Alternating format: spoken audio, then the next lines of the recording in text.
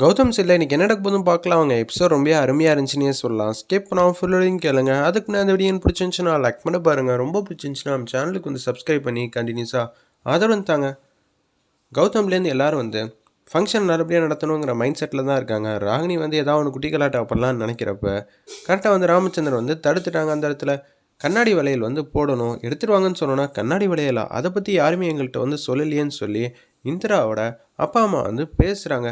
எப்படிங்க உங்களை என்ன வந்து நகை நட்டையோடையா வர சொல்லியிருந்தேன், சீரோடு எடுத்துகிட்டு வர சொன்னல, கண்ணாடி வளையல் கூட உங்களால் வாங்க முடியாதா அப்படின்னு சொன்னோன்னே, இது எதுக்கு சண்டை சச்சரவுலாம் பண்ணிகிட்டு இருக்கீங்க அப்படின்னு சொல்லும்போது, எங்கள் அக்காவோட தலையெழுத்துன்னு ராகினி இதை விஷயத்தை வச்சு பிரச்சனை பண்ண ஆரம்பிச்சிட்டாங்க. அந்த இடத்துல அக்கா இதெல்லாம் உனக்கு தேவையா, உனக்கு இருக்கிற வசதிக்கு ஏகப்பட்டதெல்லாம் செஞ்சுருக்கலாம், ஆனால் என்ன பண்ணுறது, இவங்க கூட சம்மந்தம் வச்சுக்கிட்டதுனால நம்ம ஒவ்வொரு வாட்டியும் வந்து அசிங்கப்பட்டு நிற்கிறதே வேலையாக போச்சுக்கா, என்னக்கா இப்படி ஆகி போச்சு அப்படின்னு சொல்லும்போது, ராகினி அப்பயே சொல்கிறேன் எல்லாரை விட பர்ஃபார்மன்ஸ் அதிகமாக பண்ணி சண்டை சச்சரவுன்னு அலைஞ்சிக்கிட்டு இருக்காத, அவ்வளோதான் சொல்ல முடியும். வெற்றி நீ போய் வளையல் வாங்கிட்டு வாப்பா அப்படின்னு சொன்னோன்னா வெற்றி கொடுக்கணும்னு போய் பக்கத்தில் இருக்க கடையில் போய் எல்லா வளையலும் வாங்குறதுக்காக வந்து போகிறாங்க. அந்த இடத்துல சரி வளையல்லாம் வாங்குறீங்க எல்லாம் ஓகே தான், ஆனால் தங்க வளையல் தானே போடணும், அதுவாவது வாங்கிட்டு வந்திருக்கீங்களா அப்படின்னு சொல்லி அந்த பாட்டி வந்து கேட்டோன்னே, எனக்கு தங்க வளையலா, என்ன சொல்கிறது ஒன்றுமே புரியலையே அப்படின்னு சொல்கிறாங்க. அத்தை சாரி அத்தை மன்னிச்சிருங்க, முதல்ல எல்லாத்தையும் எங்கள் அம்மா வந்து பார்த்துப்பாங்கன்னு சொன்னேன், எங்கள் அம்மான்னு சொன்னது உங்களை தான் சொன்னேன், அதனால தான் எங்கள் அம்மாவும் அப்பாவும் எதுவுமே வந்து கவனிக்காமல் ஏதோ அவங்களுக்கு தெரிஞ்சது மட்டும் வாங்கிட்டு வந்தாங்கங்கிற மாதிரி தன்மையாக வந்து பேசுகிறாங்க. அந்த இடத்துல சரி காவியா நான் பார்த்துக்கிறேன், ஆமாம் காவியா பேரை சொல்லிட்டா தான் இவ வந்து பெட்டி பம்பை அடங்கிடுவாளேங்கிற மாதிரி யோசிச்சுக்கிட்டு இருக்காங்க. அந்த இடத்துல நம்ம ராகினி சரிம்மா நான் பார்த்துக்கிறேன் அப்படின்னு சொன்னனால ஜெயா வந்து அமைதியாகிடுறாங்க. ஒரு பக்கம் இருந்தாலும் அவங்க மனசில் வந்து என்ன இவ்வளோ ஃபங்க்ஷனை வந்து கிராண்டாக பண்ணி தங்க வளையல் கேட்டிருந்தா கூட நம்ம வந்து போட்டிருக்கலாமே அப்படின்னு சொல்லி யோசிக்கும்போது ராமச்சந்திரன் வந்து ஐடியா கொடுக்குறாங்க. அந்த இடத்துல அப்போன்னு பார்த்து நீங்கள் வந்து தங்க வளையல் தான் வச்சிருக்கியா ஜெயா மாடியில் புதுசாக அதை எடுத்து போட வேண்டியதான காவியாக்கு எத்தனை டசன் வேணான்னு போடு அப்படின்னு சொல்லும்போது இது தெரியாமல் போச்சுன்னு சொல்லி ஜெயா வந்து எடுக்கலாம்னு போகிறப்ப பாட்டி வந்து தடுக்கிறாங்க. இது பொண்ணு வீட்டிலேருந்து வரக்கூடிய சீரில் பொண்ணுங்க சம்மந்தப்பட்ட ஆளுங்க தான் வளையல் வந்து போடணும். இதை கேட்டோன்னு வந்து சுபாவும் ஹேமாவும் குடுன்னு மாடிக்கு வந்து போகிறாங்க. அந்த இடத்துல சரி காவியாவுக்கு வச்சது வந்து பிளாஸ்டிக் வளையல் தான், சரி அதையே போட்டுருங்கன்னு சொல்லிட்டு தான் எல்லோரும் வந்து யோசிச்சுட்டு இருக்கப்ப ஹேமா வந்து பின்னாடியே வந்துட்டு இருக்காங்க தங்க வளையல் எடுத்துக்கிட்டு. ஃபஸ்ட்டு சுபா தான் வந்திருக்காங்க. சுபா வந்து வளையலை வந்து நீட்டுறாங்க. முதல்ல தங்க வளையலை போடுங்க, இது எங்கள் அம்மா வீட்டில் கொடுத்த சீர் தான், காவியாக்குன்னா அக்கா, அப்படி இருக்கும்போது எங்கள் வீட்டிலேருந்து இருக்கிற தங்கத்தை காவியாவுக்கு கொடுக்கல, எனக்கு துளி கூட வருத்தலாம் இல்லை, சந்தோஷந்தான் அப்படின்னு சொல்லும்போது ரொம்ப ஹாப்பியாக இருக்குமா, எல்லோரும் ஒத்துமையாக இருக்கிறத, நீ தங்கச்சின்னு காவியாவை சொன்னல, இந்த மாதிரி சுச்சுவேஷனில் இவ ப்ரெக்னென்ட் ஆகிட்டா நீ ப்ரெக்னென்ட் ஆகலைன்னு சின்னதாக கொஞ்சம் மன வருத்தம் இருக்கலாம், ஆனால் உன் மனசுக்குள்ளே அப்படி எதுவுமே இல்லை, ரொம்ப சந்தோஷமா மன நிறைவாக இருக்குது, அடுத்தது உன் கைக்கு தான் வந்து வளையல் போட போகிறோம், உன் நல்ல மனசுக்கு நல்லது தான் நடக்க போகுது, கூடிய சீக்கிரம் பாரு அப்படின்னு சொல்லி அந்த இடத்துல ஜெயா வந்து ஆசீர்வாதம் பண்ணுறாங்க நம்ம சுபாவை. அவங்க கொடுத்த தங்க வளையல் வந்து போட்டுட்டு அதுக்கப்புறம் கண்ணாடி வளையல் வந்து போட்டுட்டு இருக்காங்க. இது எல்லாத்தையும் ராகினி பார்த்தோன்னா சுபா இப்படி காரியத்தையே கெடுத்து விட்டான்னு எதிர்பார்க்கலையே, ஒரு வேளை இவங்க தங்க வளையல் போடாமல் இருந்திருந்தா இதனால தான் வந்து இப்படி ஆயிடுச்சுங்கிற மாதிரி கூட பிளேட்டை வந்து திருப்பி இருக்கலாம், இப்போ என்ன சொல்கிறதுன்னு தெரிலங்கிற மாதிரி பேரதிர்ச்சியாக வந்து யோசிச்சுட்டு இருக்காங்க நம்ம ராகினி. அந்த இடத்துல பாத்தியாக்கா ஒரு கைக்கு தான் வந்து தங்க வளையல் போட முடிஞ்சிச்சு, இன்னொரு கைக்கு வந்து யார் கொடுப்பா, இந்திரா கொடுப்பாளா அப்படின்னு சொல்லி கண்ணா அப்படின்னா திட்ட ஆரம்பிச்சிட்டாங்க. ராகினி நீ செமையாக பெர்ஃபார்ம் பண்ணிகிட்டு இருக்க, அது எல்லாருக்கும் நல்லாவே தெரியுது, கொஞ்சம் நேரம் அமைதியாக இருக்கியா, இப்போ நாங்கள் யாரும் சண்டை போடுற மனநிலைமையில இல்லை அப்படின்னு சொல்லி ராகினி வந்து ஒரே அசிங்கப்படுத்திடுறாங்க. நம்ம ராமச்சந்திரன் செம காமெடியாக இருந்துச்சுன்னே சொல்லலாம். அந்த சீன்லாம் என்னது மாமா வந்து எல்லா விஷயத்தையும் எப்படி வந்து முன்கூட்டியே கண்டுபிடிக்கிறாங்க, நம்ம சண்டைக்கு தான் வந்திருக்கோங்கிறது எப்படா தெரிஞ்சிருக்குங்கிற மாதிரி ராகினி வந்து திங்க் பண்ணுறாங்க. இன்னொரு கைக்கு வந்து அந்த கண்ணாடி வளையல் போடலான்னு இருக்கிறப்ப அத்தை நில்லுங்கத்தை அப்படின்னு சொல்லி அழுதுகிட்டு ஆனந்தமாக வந்து ஏமா வந்து அவங்களோட தங்க வளையல் புது வளையல் வந்து கொடுத்துட்றாங்க. இதை யாருமே எதிர்பார்க்கல. அந்த இடத்துல சுப்பாவுக்கு மட்டும் தானே தெரியும் அவங்க தெரிஞ்சிருக்கிறது. இந்திராலாம் ஆச்சரியமாக பார்க்குறாங்க, இவங்களும் வந்து நல்லவங்களாக மாறிட்டாங்களா, என்ன ஆச்சு இந்த லூஸுக்கு, இவ போய் தங்க வளையல் கொடுத்துட்டு இருக்கா, இவ யார் கட்சியில் இருக்கானே தெரிலங்கிற மாதிரி யோசிக்கிறாங்க. அந்த இடத்துல நம்ம ராகினி ஒரு பக்கம் தங்க வளையல் வந்து ஹேமா கொடுத்ததை வந்து ஃபஸ்ட்டு ஜெயா வந்து மாட்டி விடுறாங்க. ஒன்று அந்த பாட்டி வந்து பெருமிதமாக வந்து பேசுகிறாங்க, உன்னை மாதிரி ஒரு மருமக கிடச்சதுக்கு நாங்கள் கொடுத்து வச்சுருக்கணுமா அப்படின்னு சொல்கிறாங்க ஜெயா முன்னாடி.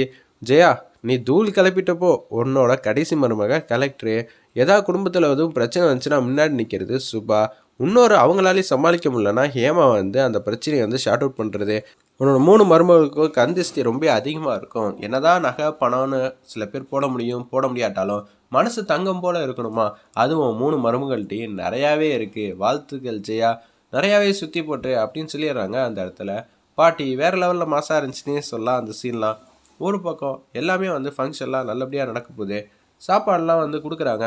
நம்ம காவியாவுக்கு திஷ்டி அதிகமாக இருக்க போது, நீ வந்து ஆர்த்தி எடுமா அப்படின்னு சொல்லும்போது ஆர்த்தி எடுத்து திஷ்டி கழிச்சிட்டு அப்படியே போட்டெல்லாம் வச்சு விட்றாங்க. இந்த ஃபங்க்ஷன் நல்லபடியாக நடந்ததுக்கு முழுக்க முழுக்க காரணம் ஏமாவும் பக்கத்தில் நிற்கிற சுபாவும் தான். 2 பேருக்கும் எவ்வளோ பெரிய மனசு. அத்தை, நம்ம குடும்பத்தில் ஏதாவது ஒரு பிரச்சனைனா நான் தானே வந்து தங்கத்தெல்லாம் கொடுத்து சரி பண்ணணும், அடுத்தது நான் தானே சுபா அக்காவுக்கு அடுத்தது, இந்த குடும்பத்தை பத்திரமா பார்த்துக்கணும் அப்படின்னு சொல்லி ஏமாவாயில் இதெல்லாம் கேட்டோன்னே அதிசயமாக இருக்குது அந்த இடத்துல. நம்ம ராகினிக்கு அவங்க கோச்சிக்கிட்டு விருட்டுன்னு இனிமேல் நின்று அசிங்கண்டா அப்படின்னு சொல்லிட்டு போகிறாங்க. இந்த லூசி எதுக்கு இப்படியெல்லாம் செஞ்சுக்கிட்டு இருக்கு, ஒருவேளை பெருசாக நம்மளோட திட்டம் போட்டுக்கிட்டு இருக்கோம், அதனால தான் தங்க விலையெல்லாம் கொடுக்குது போல இருக்குது. ஹேமாவுக்கு முதல்ல காவியா ப்ரெக்னெண்ட்டாக இருக்கிறதே பிடிக்கல, இப்போ என்னடா இதெல்லாம் பர்ஃபார்ம் பண்ணிக்கிட்டு இருக்குங்கிற மாதிரி தான் யோசிக்கிறாங்க அந்த இடத்துல. நம்ம ராகினி ஏதாவது ஒன்று பண்ணியே ஆகணுமே, அக்கா குடும்பத்தில் யாரும் சந்தோஷமாக நிம்மதியாக இருக்கக்கூடாது, காவியாவை ஏதாவது ஒன்று பழி வாங்கி ஆகணும். இப்போ ஊருக்கு போயிட்டாங்கன்னா அப்புறம் அவ்வளோதான். ஊருக்கு ஒரு பொங்கல் கழித்து அனுப்பிச்சி விட்ருங்க காவியாவை. என்ன சம்மந்தி, இது மாதிரி நேரத்தில் தான் என் பொண்ணை நான் பக்கத்துலேயே வச்சு பார்த்துக்கணுன்னு நான் ஆசைப்படுவேன், அது தப்பு இல்லையே. இப்போ நான் என்ன பண்ணுறது? இல்லைங்க, காவியா நேற்று மயக்கம் போட்டு கீழே வந்ததுலேருந்து நான் பட்டமாயிட்டேன், அதனால ரொம்ப நாள் தான் ஊரில் வந்து அனுப்பிச்சி வைக்க முடியாது, டாக்டர் இல்லாத வசதி இருக்காங்கன்னு சொல்லி இந்திரா வந்து சொன்னோன்னே அப்படியே முறைக்க ஆரம்பிச்சிட்டாங்க. ஆனால் ஜெயாக்கு தான் தெரியல, இங்கே வந்தால் தான் பிரச்சனை, அங்கே இருந்தால் காவியா வந்து நிம்மதியாக தான் இருப்பாங்கன்னு. ஏம்மா, பொங்கல் வரைக்கும் அங்கே இருந்துக்குமா, அதுக்கப்புறம் நீ இங்கே வந்துடுமா, நீ இங்கே இல்லைன்னா வச்சுக்கேன் எனக்கு தலையும் ஓடாது காலும் ஓடாது, அதுக்காக தான் கேட்குறேன், நான் அதுவும் தப்பாக கேட்டிருந்தா மன்னிச்சிடு அப்படின்னு சொல்கிறாங்க. அத்தை பேச்சு கேட்பல, அத்தை நீங்கள் எது செஞ்சாலும் நல்லதுக்காக தான் இருக்கும், நான் இங்கேயே வந்துடுறேன், ஏன் நல்ல விஷயத்துக்காக தானே நீங்கள் சொல்கிறீங்க, எந்த பிரச்சனையும் இல்லை அப்படின்னு சொல்லிடுறாங்க அதிரடியாக நம்ம ஜெயா. சரின்னு சொல்லிடுறாங்க நம்ம காவியாவும். ஏதாவது ஒன்று பண்ணியே ஆகணுமே அப்படின்னு சொல்லி யோசிச்சுட்டு இருக்கப்ப, அதான் ரைட்டு, அந்த குத்து வழக்கு வச்சு பிளான் பண்ணிடலான்னு சொல்லிட்டு எப்போதும் போல் கேவலமாக அந்த 2 குத்து வழக்கு பக்கத்தில் வச்சுருக்காங்களா சேரு பக்கத்தில், அங்கே வந்து வர மாதிரி தெரியுது. எல்லோரும் வந்து வளைச்சி ஃபோட்டோ வந்து எடுத்துக்கிட்டு இருக்காங்க. வந்த விஐபி கஸ்டமருக்கெலாம் சாப்பாடு வந்து பரிமாறிக்கிட்டு, வந்த கெஸ்ட்டுங்களுக்கெலாம் சாப்பாடு வந்து சூப்பராக வந்து பரிமாறுறாங்க. வீட்டில் இருக்கிற எல்லாரும் 3 மருமக காவியா இருக்காங்க. சூப்பராக வளைச்சி ஃபோட்டோ வந்து எடுத்துக்கிட்டு இருக்காங்க அந்த இடத்துல எல்லாருக்கும். அப்புறம் பார்த்து எப்படியாவது ஒவ்வொருத்தராக வந்து தட்டி கழிச்சு அவனுமே என்ன பண்ணலாம். சுபா, வந்திருக்கிறது எத்தனை பேர் வந்திருக்காங்க, அத்தையும் மாமா அப்புறம் காவியோட அம்மா அப்பா மட்டும் பரிமாறினா போதுமா, நீயும் தானே போகணும், ஆமாம் இல்லை, சரி நான் மட்டும் போகிறேன், போயிட்டு வந்துடுறேன், நீங்கள் இங்கேயே இருங்கன்னு சொல்லிட்டு அந்த இடத்துல குடுகுடுன்னு போகிறாங்க நம்ம சுபா. இப்போ இந்திராவை வந்து ஏதாவது ஒன்று பண்ணி அனுப்பிச்சி வைக்கணுமே, என்ன பண்ணலாம் அப்படின்னு சொல்லி யோசிக்கிறாங்க அந்த இடத்துல நம்ம ராகினி. சரி, அது ரைட்டு, ஏய் தாம்பூலம் தட்டுக்குள்ளே வந்து எதாவது ஒன்று வைக்கணும்னு சொல்லியிருக்காங்களே, வெத்தலை பாக்கு இதெல்லாம் மஞ்சப்பையில் அதெல்லாம் மேலே இருக்கான், அதெல்லாம் நீ கீழே எடுத்துகிட்டு வா. ஐயோ, இவ ஏதோ ஒன்று திட்டம் போட ஆரம்பிச்சிட்டா, காவியா வந்து தனித்தனியாக விட்டுட்டு போனால் அவ்வளோதான், பேரதிர்ச்சி ஆக்கி ஏதாவது ஒன்று பண்ணி விட்டுருவா. இப்போ என்ன பண்ணலாங்கிற மாதிரி தான் யோசிக்கிறாங்க ஹேமா. அந்த வேலையை நான் பார்க்குறேன் இந்திரா, நீ இங்கே இரு, காவியா பக்கத்துலேயே இருங்கிற மாதிரி சைலண்ட்டாக சொல்லிட்டு போயிட்டாங்க. என்னது இவ மாட்டுக்கு போகிறேங்கிறா, நல்ல பேர் எடுக்கலாம், அதுக்குன்னு இப்படியா, இந்த லூஸ் எதுக்கு வந்து இப்படி போகுதுன்னு தெரியலையேங்கிற மாதிரி ராகினி வந்து யோசிச்சுட்டு இருக்காங்க அந்த இடத்துல ஹேமாவை. ஏய் நீயும் போடி, நாங்கள் வந்து ஃபோட்டோலாம் நிறைய எடுக்க வேண்டியிருக்கு, ஃபோட்டோலாம் எடுத்து முடிச்சதுக்கப்புறமேட்டுக்கு தான் நான் வந்து காவியா வந்து அமுச்சு வைப்பேன், சரியா? நம்ம 2 பேர் ஃபோட்டோ எடுக்கவே இல்லைல்ல, சரி நீங்கள் மட்டும் ஃபோட்டோ எடுங்க, நான் இங்கேயே இருக்கேன். ஐயோ, முந்தானையில் நெருப்பு வைக்கலான்னு பார்த்தா என்ன இப்படி பண்ணிகிட்டு இருக்காங்க அப்படின்னு சொல்லி பட்டமாக வந்து யோசிச்சுட்டு இருக்காங்க அந்த இடத்துல நம்ம ராகினி. ஒரு பக்கம் அப்படியே வந்து ஃபோட்டோ வந்து வளைச்சி எடுக்கும்போது நம்ம குத்துவலுக்கு பக்கத்தில் போய் எடுத்துக்கலாம் அப்படின்னு சொல்லிட்டு அங்கே வந்து நிற்கிறாங்க. கௌதம் வந்து சொல்கிறாங்க, ஏதோ ஒரு விஷயம் அவன்கிட்ட வந்து ஷேர் பண்ணியே ஆகணும் அப்படின்னு சொல்லியிருக்காங்க அந்த இடத்துல நம்ம கௌதம். இந்த இன்பிட்வீன் கேப்பில் வந்து இந்த ஃபங்க்ஷன் நடந்துகிட்டு இருக்கிறப்ப இந்திரா மட்டும் யார்ட்டையும் வந்து சின்சியராக வந்து ஃபோனில் வந்து பேசிட்டு அப்படியே கீழே வந்துடுறாங்க. அந்த விஷயத்த வந்து ரகசியமாக வச்சுருக்காங்க நம்ம இந்திரா.